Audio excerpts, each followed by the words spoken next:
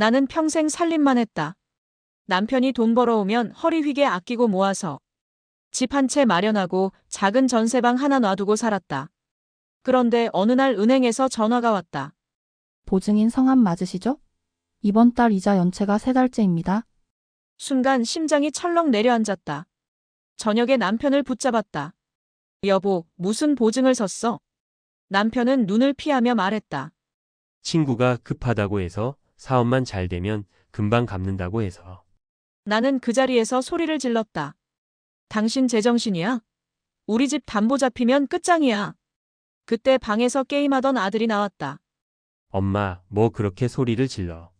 아빠 힘들어서 그런 건데. 그 말에 더 화가 났다. 너는 조용히 해. 30이 다 돼가면서 집구석에서 게임만 하지 말고. 이런 집안 꼴 좀 봐라. 아들은 방문을 쾅 닫고 들어갔다. 나는 남편을 붙잡고 계속 물었다. 누구 보증 산 거야? 말 좀 해. 남편은 끝까지 고개를 숙였다.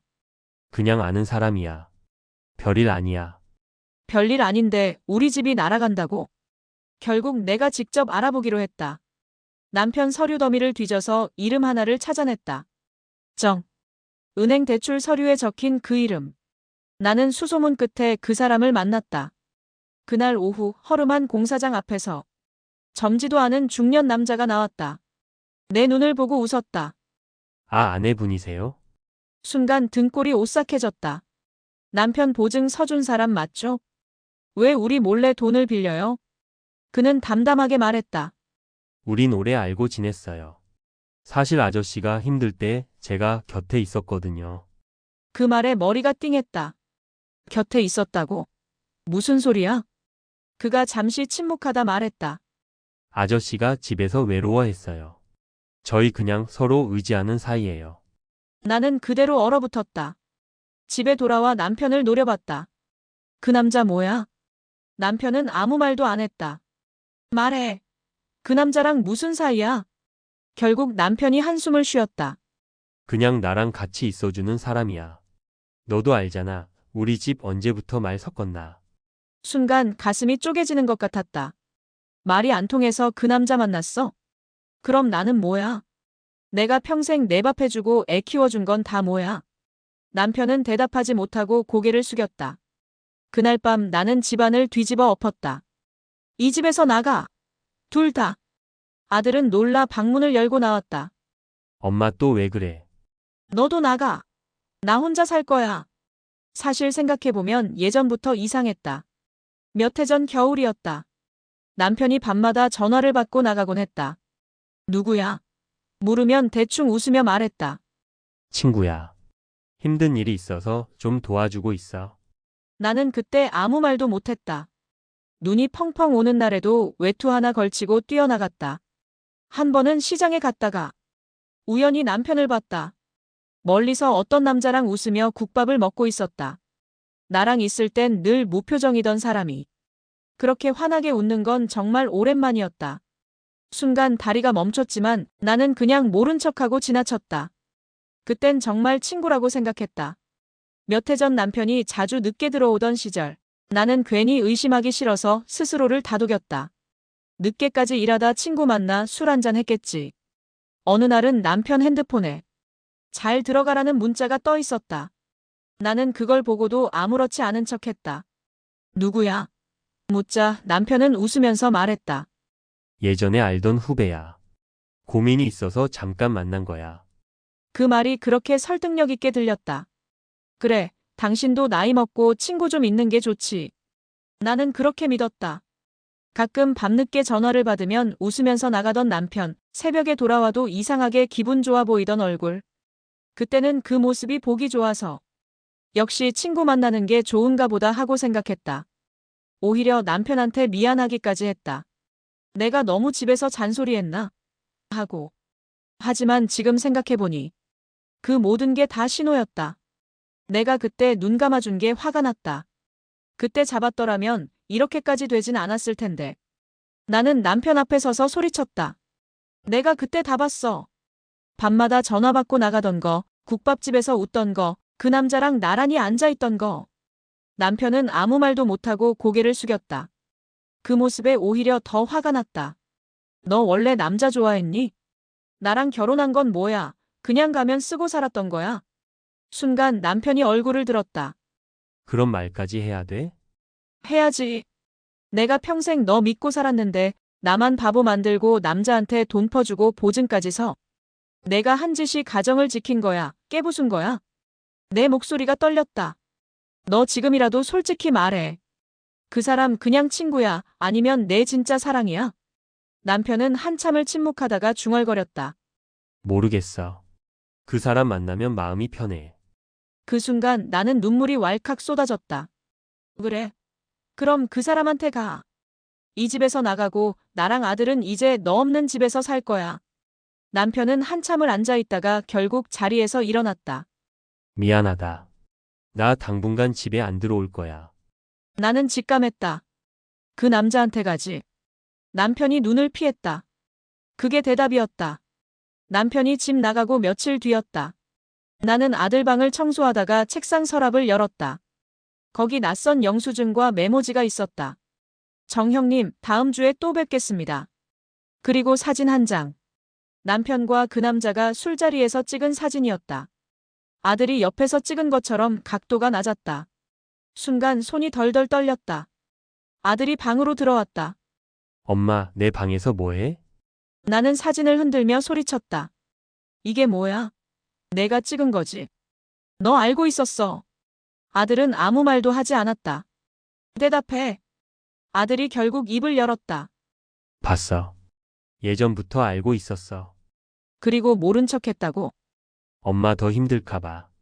아니, 너는 날 지켜준 게 아니라 날 속인 거야. 나는 그대로 앉아 울음을 터뜨렸다. 내가 이 집에서 얼마나 외로웠는지 알아. 근데 남편은 남자 만나고 너는 그걸 알고도 모른 척하고. 아들은 아무 말도 못하고 고개를 숙였다. 그 모습이 더 화가 났다. 너도 다 똑같아. 이 집 남자 둘 다 날 바보 만들었어. 그날 이후 나는 아들을 내쫓지 않았다. 하지만 모든 게 달라졌다.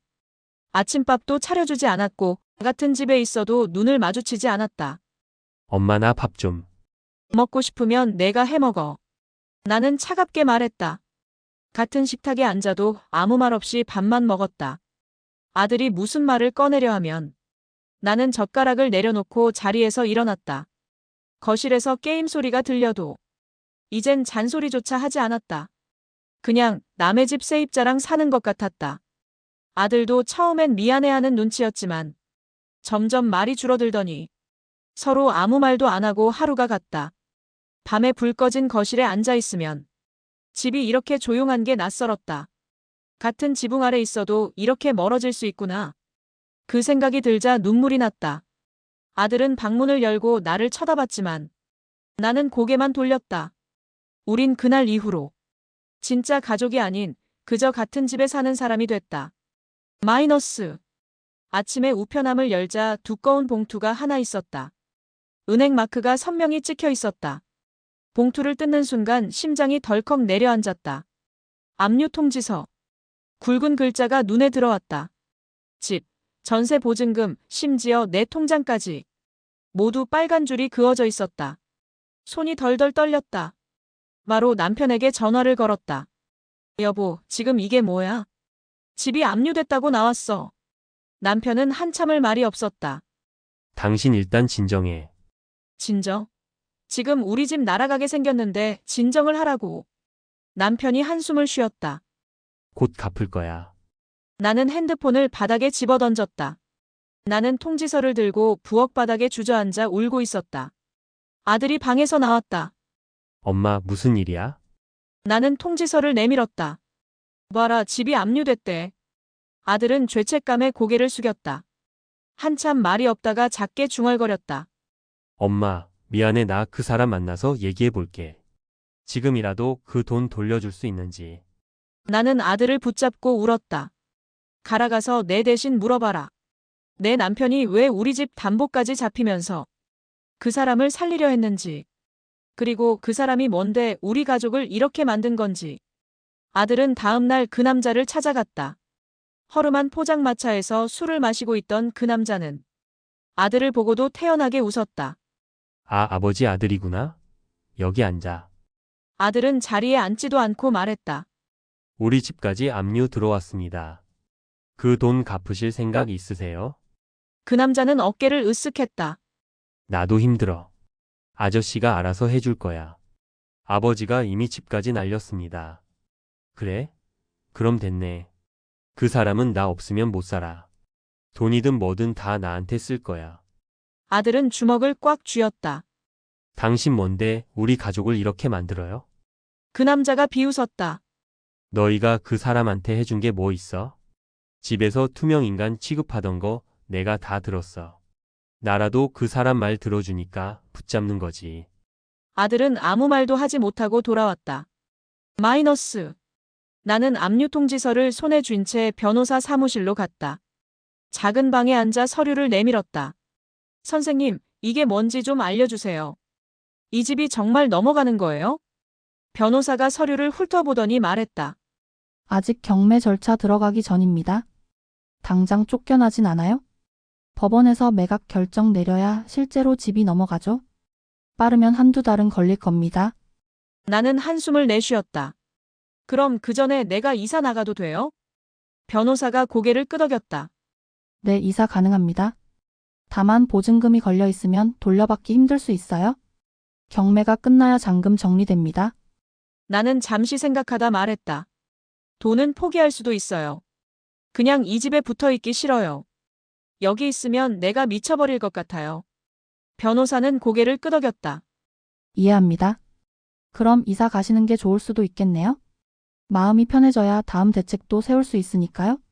나는 통지서를 다시 접었다. 그래요. 당하기 전에 내가 먼저 나갈 겁니다. 이 집에 더는 미련 없어요. 변호사가 잠시 망설이다가 말했다. 사실 여기서 끝이 아닐 수도 있습니다. 나는 고개를 들었다. 무슨 말씀이세요? 압류로 집이 넘어가면 남은 빚은 여전히 남편분과 부인께 책임이 있습니다. 앞으로 다시 보증을 서거나 돈 문제가 생기면 또 피해를 보실 수 있어요. 나는 입술을 깨물었다. 변호사는 조심스레 말을 이었다. 혹시 생각 있으시면 이혼과 재산 분할 절차를 지금부터 준비하시는 게 안전합니다.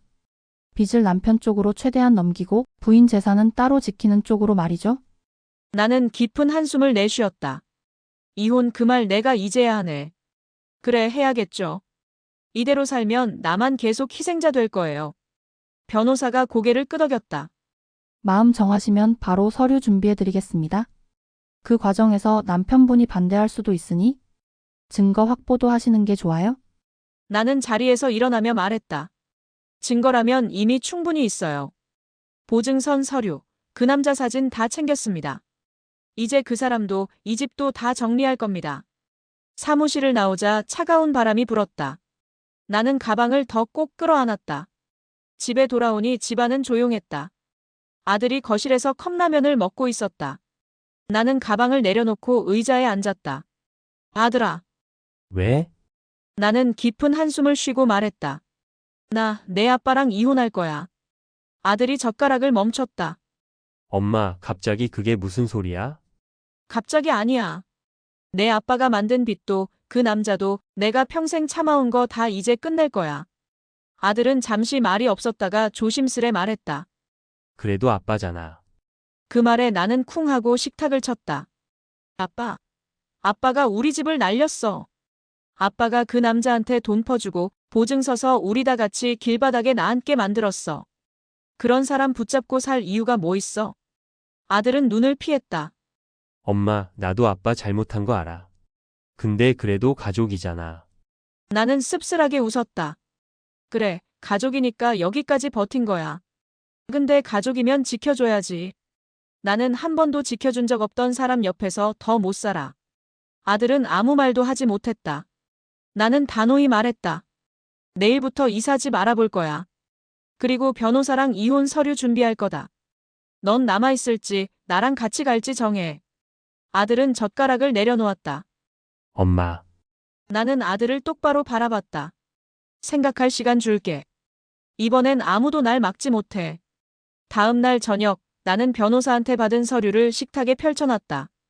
그때 아들이 핸드폰을 만지작거리며 말했다. 엄마 아빠한테 말해야 하지 않아? 나는 차갑게 웃었다. 알아서 전해. 어차피 사인만 받으면 돼. 아들은 망설이다가 결국 전화를 걸었다. 아빠 집으로 좀 와요. 지금 안 오면 엄마 진짜 떠나버려요. 1시간쯤 지나 문이 열렸다. 남편이 들어섰다. 술 냄새가 났다. 나는 서류를 식탁 위로 밀어놨다. 뭐야 이게? 이혼 서류. 사인하고 나가. 나는 이제 내랑 안 살아. 남편은 종이를 뚫어져라 보더니 비웃었다. 진짜 이렇게까지 할 거야? 이렇게까지. 내가 이렇게까지 만들었어.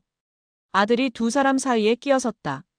아빠, 제발 그냥 도장 찍고 끝내요. 남편은 이혼 서류를 한참 바라보다가 서류를 밀어냈다. 안 찍어. 순간 내 손이 덜덜 떨렸다. 뭐? 안 찍는다고. 이혼 안 해. 집이야 팔리든 말든 나는 여기 있을 거야. 나는 자리에서 벌떡 일어났다. 너 지금까지 한 짓 다 생각해봐. 내 평생 모은 집 날리고 보증 서서 우리 빚더미 올려놓고 그 남자 만나서 내 마음에 칼 꽂아놓고 이제 와서 이혼은 안 한다고. 남편은 담배를 꺼내 물며 비웃었다. 내가 잘못한 건 알지. 근데 그렇다고 이렇게 쉽게 내치진 못해. 아들이 소리쳤다. 아빠, 제발 그냥 놔줘요. 엄마 이제 한계예요. 너 입 다물어. 내가 이 집 주인이야. 나 여기 있는 한 이혼은 없어. 남편은 밖으로 나갔다. 문이 닫히자 집안에 숨막히는 정적이 흘렀다. 나는 바닥에 털썩 주저앉았다. 다음 날 아침 나는 아들을 깨웠다. 일어나. 집 보러 가자. 아들은 눈을 비비며 말했다. 진짜 나갈 거야? 그래. 그 집에 더 있으면 나 죽어. 오늘부터 찾아다닐 거야. 우리는 동네 부동산 몇 군데를 돌았다. 첫 번째 집은 오래된 연립주택. 곰팡이 냄새가 확 올라왔다. 여긴 안 되겠다. 아들이 얼굴을 찌푸렸다. 두 번째 집은 깔끔했지만 월세가 너무 비쌌다. 엄마, 이 돈이면 차라리. 나는 고개를 저었다. 아니야. 돈이 문제가 아니야. 거긴 나한테 상처뿐인 집이야. 세 번째 집은 작았지만 햇살이 잘 들어왔다. 창문에서 바람이 솔솔 들어오는데 왠지 모르게 마음이 놓였다. 나는 아들에게 말했다. 어때? 좁긴 하지만 둘이 살기엔 괜찮지 않니? 아들은 천천히 고개를 끄덕였다. 응, 여기 좋다. 엄마 웃는 거 오랜만에 본다. 우리는 계약서를 바로 쓰진 않았다. 집에 돌아오는 길 나는 하늘을 올려다봤다. 정말 이 집을 떠날 수 있을까? 마음 한켠이 무겁지만 한편으론 가벼웠다. 아들도 옆에서 조심스레 말했다. 엄마, 이사 가면 우리 둘만 사는 거네? 마이너스. 집에 돌아오니 현관 앞에 신발이 하나 놓여 있었다. 가슴이 철렁했다. 거실에 들어서니 남편이 앉아 있었다. 술 냄새는 나지 않았다. 왠지 낯선 얼굴이었다. 뭐야, 왜 와 있어? 내 목소리가 차가웠다. 남편은 조심스럽게 입을 열었다. 나 그 사람이랑 정리할 거야. 순간 웃음이 터졌다. 정리? 이제 와서? 남편은 고개를 끄덕였다.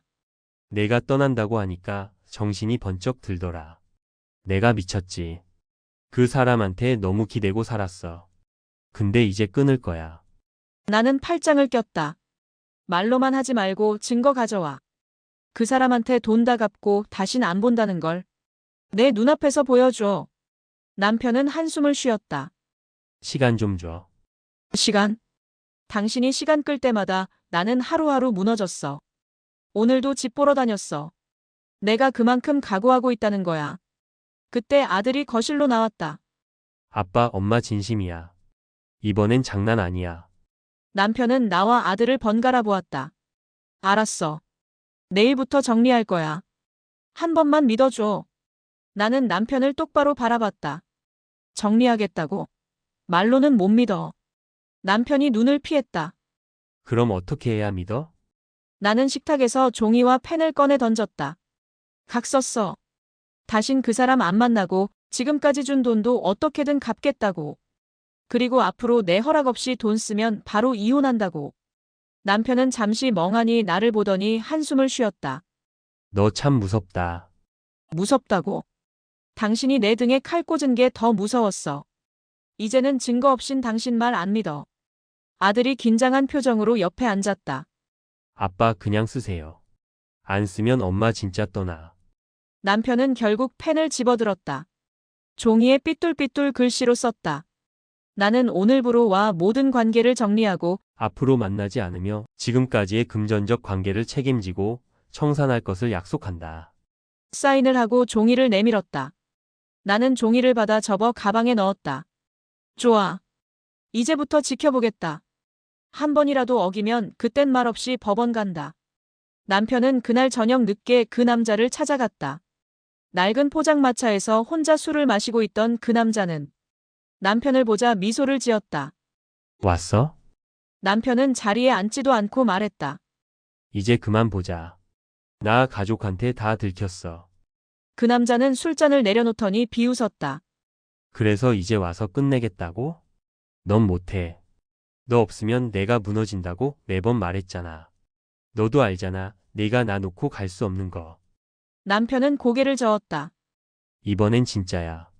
각서까지 썼어. 그 남자는 크게 웃었다. 각서? 그게 무슨 소용이야? 넌 결국 여기 다시 올 거야.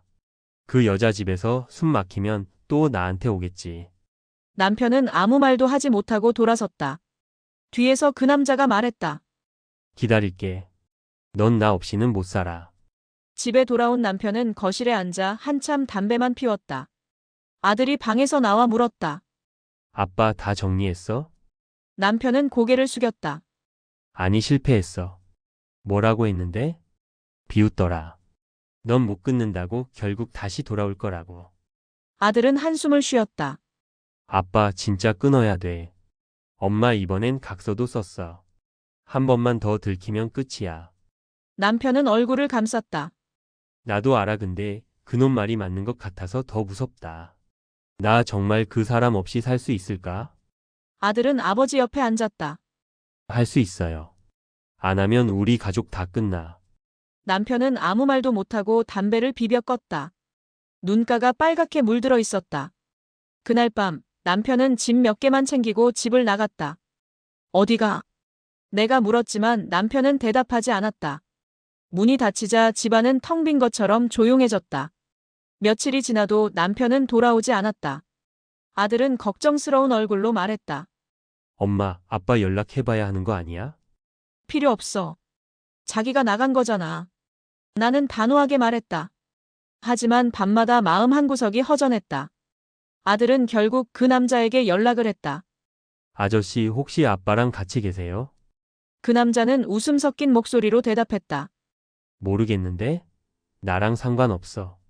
알아서 하라 그래. 뚝 끊어진 전화기에서 차가운 기운이 느껴졌다. 그 뒤로 한 달. 집안은 계속 조용했다.